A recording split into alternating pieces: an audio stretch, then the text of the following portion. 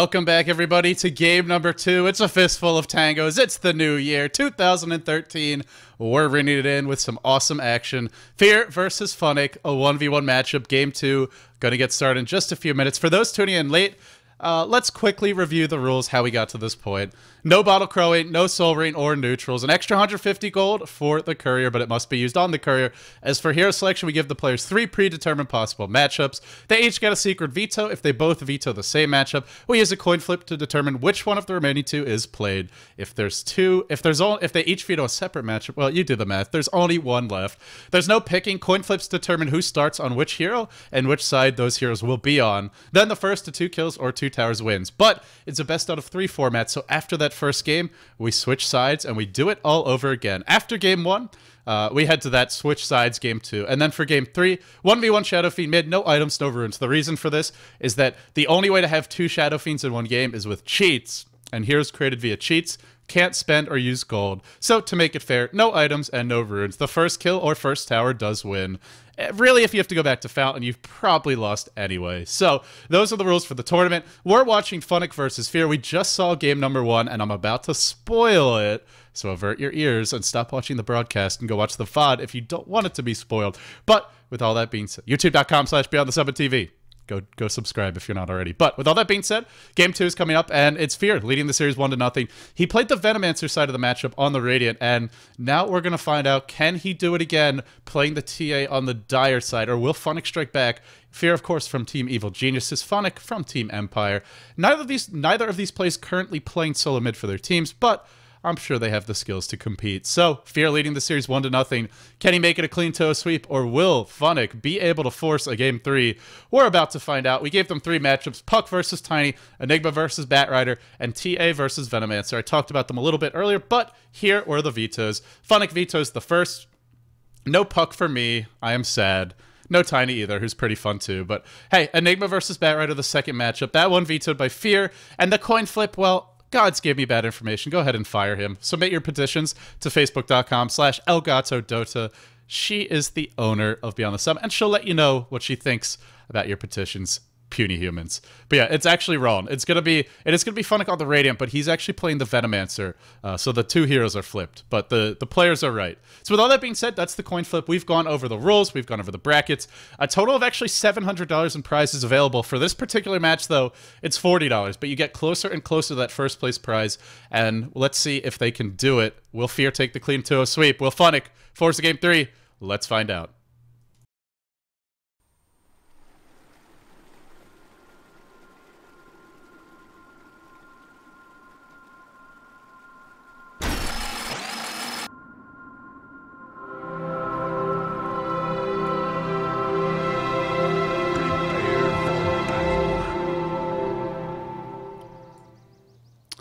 Prepare for battle and prepare for visual stimulation.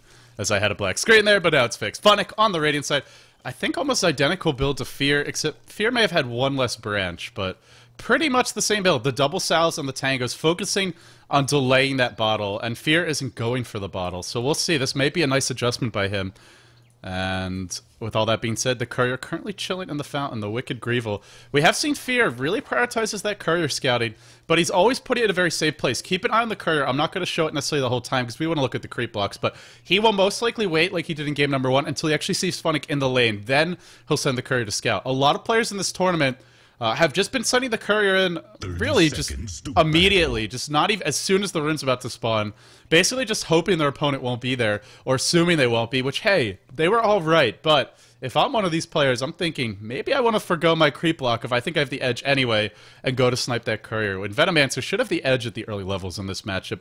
Funn1k, same skill build from him. Fear, gone for Side Blades at level 1, not for Refraction, so a slight deviation.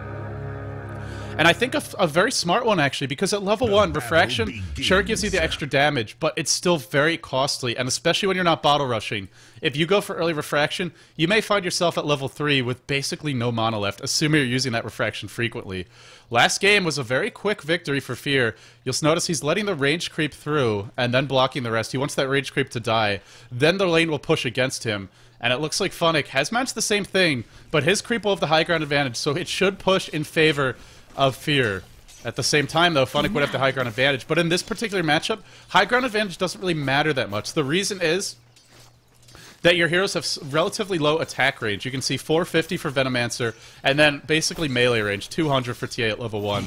Well, has gotten the side blade, so 260, but still quite low. If you don't count the splash. And as a result, creep blocking is not as important as far as like high ground advantage. It's more about creep equilibrium. And this is actually going to favor Fear. The lane's pushing against him. Funn1k is getting the early edge. Fear has 2 denies out. Now Fear really doesn't need to sit back. You don't want to get too aggressive until you have at least 1 point in refraction, because that Venomous Gale and Poison Stain auto attack damage, once Funn1k hits 3, which should be very soon, probably with the next, I think with the next creep wave, that is going to be very dangerous for Fear. But right now, Fear's okay. He'll sit back. He'll wait for this lane to push in. Getting up to level 2 himself. Taking a point in refraction. Nothing too unusual there. Something Fear did last game, which I also thought was really smart, was he went for the early sentry wards. Out comes the Gale. But I don't know how favorable this is for Funn1k. Fear's looking for a splash attack. Isn't going to find it. Remember, Fear's got the salve, so he doesn't mind taking harassment. Nonetheless, Funn1k has a lot of regen of his own. Salves up and is going to be able to get through that. You know, and of course, for anyone who doesn't know, that level 1 Poison Stain, it doesn't actually remove refraction charges for the same reason. It's the same mechanic as why the salve wasn't removed there, because it doesn't do enough damage per tick. There's a minimum damage threshold. I forget exactly what it is. I think it's 5 or 6, something like that. And at level 1, Poison Stain does, what, 5 damage over time, but that's before reduction. After reduction, it's less than 5. I think it is 5. I might be slightly off by that. But here comes Gale number 2. Will it be favorable for Funn1k this time? Hides inside Meld. And last game, we saw Fear went for the early sentry wards, which, first of all, you can't dodge the Gale, and secondly, you can't hide inside Meld like that. If there were sentries out for Funn1k, that would be a kill. But Funn1k not going for them yet, focusing on just harassment. Gale recently got a bit of a change. I think it was 2 patches ago. It now costs a little bit extra mana at all levels, so it's less spammable than it used to be. That's why support Venomancers will normally go for more clarities.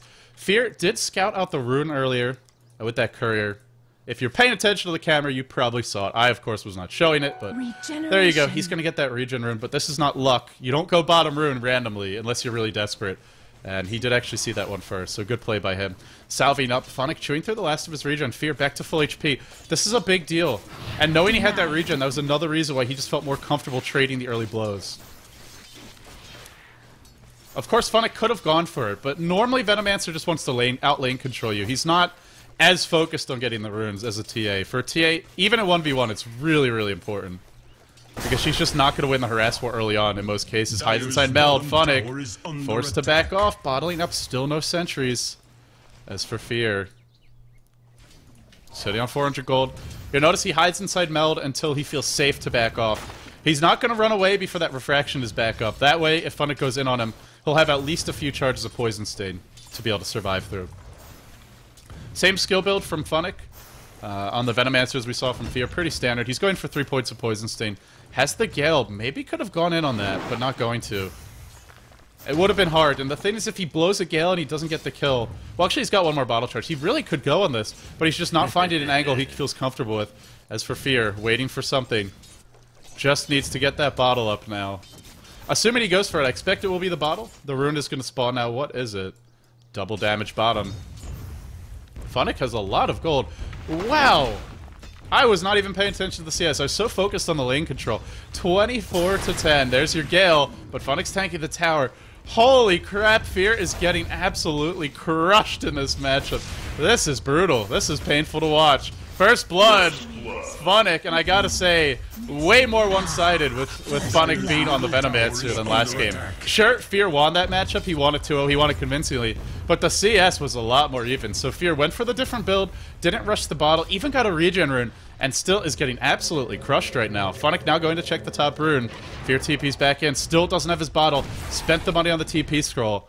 This feels like a hopeless case for him. He's going to head bottom. He should get to the double damage first. And I'm surprised Funn1k is looking to contest this. Yeah, he's going to back off. He saw Fear going, and there's really no point. Fear had the edge there. Double damage. 28 to 10. Boy, he's getting out CS so incredibly hard. Look at that, triple the net worth. This has to be the most one-sided game we've had in the entire tournament. And that's even counting the other matchup where it was a mirror match. Even counting the matchup that we just saw where Fear 2-0'd. It does show you that Venomancer at the early levels is very strong in the 1v1. And especially for TA with the refraction nerf, not being able to bottle crow either.